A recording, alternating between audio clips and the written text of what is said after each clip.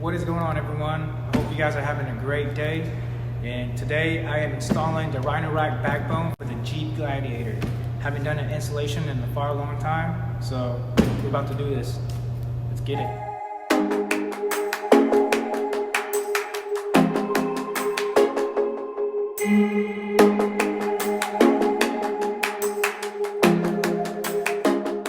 I got the pieces all laid out, and RhinoRack put in this template, and it's freaking awesome. I love this. I've never seen a company put out so much effort to do something like this.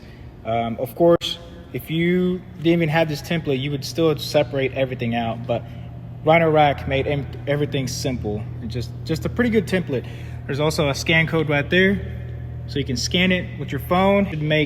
This should make everything so simple and faster. So hopefully, and also you can find out if you're missing any pieces, which I'm not, which is awesome. So it's good. Let's get this started. Okay, the first thing you want to do is put a masking tape where it's going to be drilled.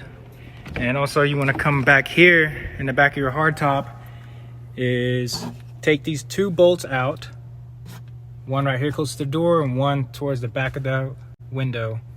And you're going to be using a T50 Torx. And that comes with your Jeep toolkit.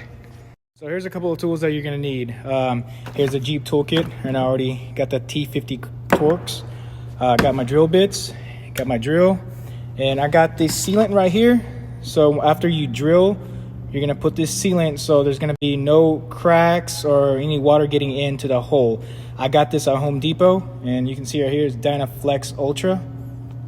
It's a window and door sealant. It's got all the UV and all that fancy stuff. All right, guys. So now I'm working on the right passenger side, and I got my stuff right here ready. So pretty much you want to locate this, and it's going to say right rear on the serial number back here. And you also want to use this multi-tool spacer. It's a pretty neat little thing. So you want to put this on the rain gutter at the edge at the back with the 11 showing and the 6.5 upside down. And that gives you enough space where you're going to put this right there. And you have the spacer tool, it's a little aluminum. I've already bent it 90 degrees, and you want to bend it 90 degrees. And what you want to do with this is take the edge with the tips on it, put it on this little gutter line on the hard top, and that right there will give you the spacing for how much space you have to do, scoot it back, if I can say that right. So after you have the casting and the spacer casting already measured and leveled out, you want to get your drill and start off with the 1/4-inch drill bit. And we're going to use a spacer tool also. This is the spacer bushing, and what you want to use this is put it on the rear casting, and this is pretty much a guide when you drill your hole. So spacer bushing, take the flat side, you put it in the rear casting, and get your drill bit and your drill using the 1/4-inch drill, and go ahead slowly start drilling.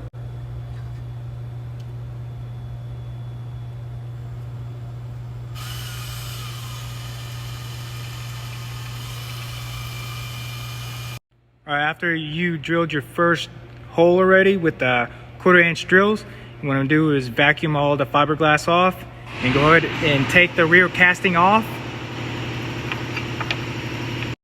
Okay, so now you want to vacuum everything up like I just did, and take off the rear casting and a multi-type tool, and go ahead and get your 5/16 drill and go ahead and make the holes a little bit bigger. All right, so now we're going to remove our masking tape. Remove that, and go ahead and get your sealant ready, and go ahead, we're gonna put sealant around the hole. That's what we're gonna do. So after you apply the sealant, go ahead and get your rear casting again and line it up against with the holes. Doesn't have to be pretty, it looks pretty legit. So after you put the sealant around both of the holes, go ahead and get your rear castings and both of the fasteners and put them in the holes. It should look like this. All right, so after you insert the BackBone system, the one with the label on it goes inside first, and this one goes second. And there's a slot that pretty much lines up with it. And then go ahead and put all the right screws on the back side, and then also on the top. And then after that, go ahead and take your T50 screws and torque it back to specs. All right, so now we're looking at the back side of the BackBone system on the roll bar. That's what they look like. So it's 3 screws, and then you have your flange nuts that you're gonna put on there with the T50. And what you wanna use is the multi-tool back here to grab it, and go ahead and use your Jeep tool that T50 torques on there. Okay, now we have the rear casting already bolt on.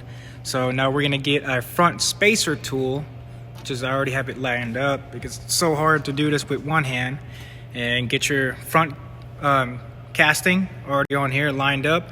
And what you wanna do is take this front spacer tool and put it in the middle using the screw that they have, but don't screw this because it has blue Loctite. And pretty much what you wanna do is line it up from end to end, and that's how you get to measurement. And from there, you're gonna get your multi-tool and use that, flip it upside down. You're gonna be using the flat head side, so you're gonna get the appropriate height, and you're gonna set it set the front casting on that, and pretty much again get the screw, line it up so you can get the perfect measurement, and go ahead and get your spacer, which I just dropped, and one right there, switch it, and another one right there. All right, so after you guys drilled the first hole with the 1/4-inch drill bit, make sure you don't go all the way down yet, because the hardtop is deep. So go ahead and drill the first hole first with the 1/4-inch drill bit, and go ahead and take these off and take the front casting off. So after you take the front casting off and drilled the 1/4-inch, again, remember there's 2 layers of this hardtop, one right here and then there's another one down here. You just want to drill to the first layer first, 1/4-inch, then a 1/2 inch. Then you want to go back and put the front casting back on here, and also with the spacer, then go ahead and switch back to your 1/4-inch and drill through the second one. Then take this off, and same thing, switch drill bits, go to your 1/2 inch, and then drill down to the second one with the 1/2 inch, taking off the front casting again. And I should get you that and clean this all up. I'll show you in a second. A little side note, so after you go 1/4, 1/2 inch, 1/4, 1/2 inch, this is what it looks like. Make sure when you get your 1/4 or your 1/2 inch, be careful when you're going through, because this is what happens. I didn't even press it hard or anything. I just kind of fell through, and I did it twice. Hot diggity dog. All right, after everything's said and done, so you want to get this bracket, and it's just gonna look like, again, I'm on the right passenger side, and you're just gonna take it like this, up and over.